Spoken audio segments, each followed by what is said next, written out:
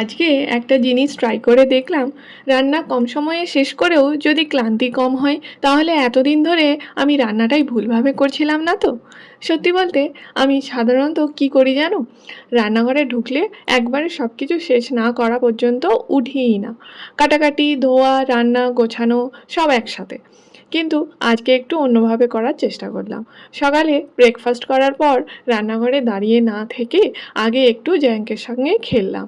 তারপর লাঞ্চের জন্য যা যা দরকার সবজি কাটা, ধোয়া, প্রিপারেশন সব একবারে করে সুন্দর করে রেখে দিয়েছিলাম। আর তারপর রান্নাঘর বন্ধ। হ্যাঁ, একদম প্রপারলি রান্নাঘর ছেড়ে দিয়ে আমি রেস্ট নিতে চলে গেছিলাম। আর এটাই আমার কাছে আজকের সবচেয়ে বড় চেঞ্জ ছিল। কারণ এই ছোট্ট একটা ব্রেকের মধ্যে আমি একটু বিশ্রামও পেলাম, আবার জ্যাঙ্কেও আমার পুরো অ্যাটেনশন দিয়ে কিছুটা সময় দিতে পারলাম। আর মজার ব্যাপার কি জানো, ওদিকে জ্যাঙ্কও বেশ খুশি। কোনো বিরক্ত নেই, কোনো গ্যাঞ্জাম নেই, কারণ ও নিজের মতো করে আমার সঙ্গে সময়টা পাচ্ছে। তারপর যখন আবার রান্নাঘরে ফিরলাম তখন মনে হলো এবার রান্নাটা করি। আর সত্যি বলছি, আজকে রান্না করতে আমার একটুও সেই ইউজুয়াল চাপটা লাগছিল না। বরং এত তাড়াতাড়ি রান্না শেষ হলো যে আমি নিজেই অবাক। মোটামুটি 15-17 মিনিটের মধ্যেই লাঞ্চ রেডি। আজ আবার আমার সপ্তাহের সেই একটা দিন যেদিন আমি অয়েল ফ্রি প্রপার নিরামিষ খাবার খাই। তেল একদমই ব্যবহার করি না, তবে ঘিটা ব্যবহার করি। আর নিরামিষ মানে একদম প্রপার নিরামিষ, পেঁয়াজ রসুন কিছুই নেই। আমি আসলে এটাকে আমার একটা ছোট্ট ফুড রিসেট ডে বলি।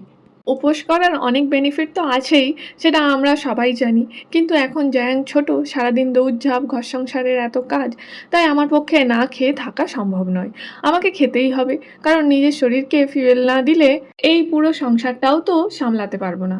তাই উপোস না করে তার কাছাকাছি একটা সিম্পল লাইট অয়েল ফ্রি খাবার রাখার চেষ্টা করি।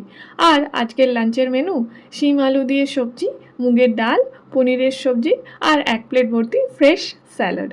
এদিকে রান্নাও হয়ে গেল, অন্যদিকে সকালটাও কেমন যেন বেশি পিসফুল লাগছিল। আর এই ফাঁকে জায়াঙ্ক আবার নিজের মতো করে খেতে বসে গেছে।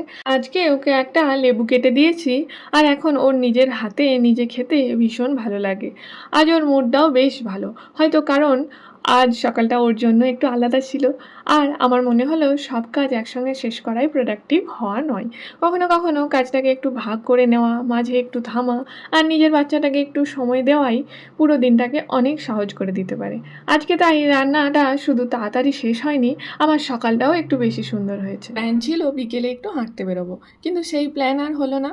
তার বদলে আমি আর জায়াঙ্ক মিলে নিলাম একটা ছোট্ট আইসক্রিম ট্রিট। অনেক দিন ধরেই ফ্রিজে দুটো আইসক্রিম এনে রেখেছিলাম, কিন্তু প্যাকেট খুলে মনে হলো এটা আইসক্রিম নাকি আইসক্রিমের দুঃখের স্মৃতি। এতদিন ফ্রিজে পড়ে থাকতে থাকতে পুরোটা গলে গিয়ে ছোট হয়ে গেছে, একেবারে কাদার মতো হয়ে গেছে। দেখতে সত্যিই খুব একটা ভালো লাগছিল না, কিন্তু যাই হোক, আজকের বিকেলটা একদমই জমে। আর এইটুকুই ছিল আজকের আমাদের ছোট্ট দিন।